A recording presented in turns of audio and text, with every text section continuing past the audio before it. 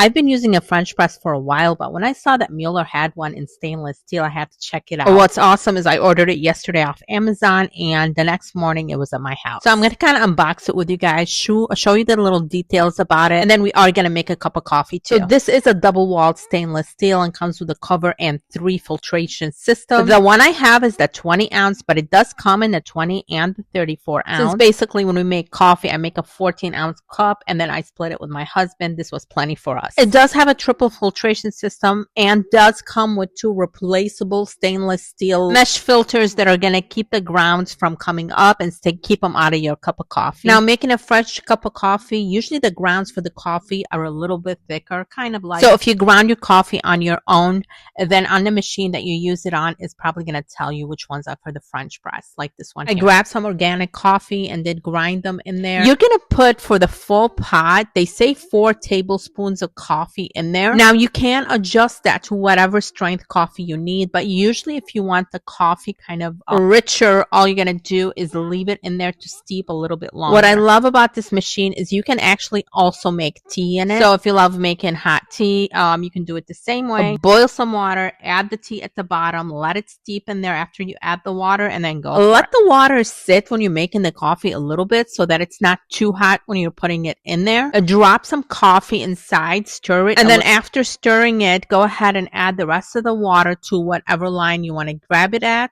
I'm adding it to about 20 over here. I usually go ahead after filling up the water, give it another stir in there before I actually continue with the process. I'm going to go ahead and use the thermometer in there to show you guys how hot it is. Your basic digital thermometer, anyone would really work. So we have 183 degrees in here, and it is double walled in the stainless steel insulation, so it's going to stay hot in there. Now the cover on there does have one place it's open, and you kind of twist it. There's an arrow at the top of it. I am making some milk froth right now, so I'm going to froth up some milk while I'm waiting for it to steep. It's going to steep for 4 to 5 minutes. If you want it a little bit richer, just leave it a little bit longer, and then once you're done, slowly pull that lever down so that it's pulling all the grounds down to the coffee filter. When you pour out the coffee, none of the grounds are going to come out with it. Now that over there, the cover, turn it to where you see the opening or the arrow at the top, because the rest of it is going to keep it closed because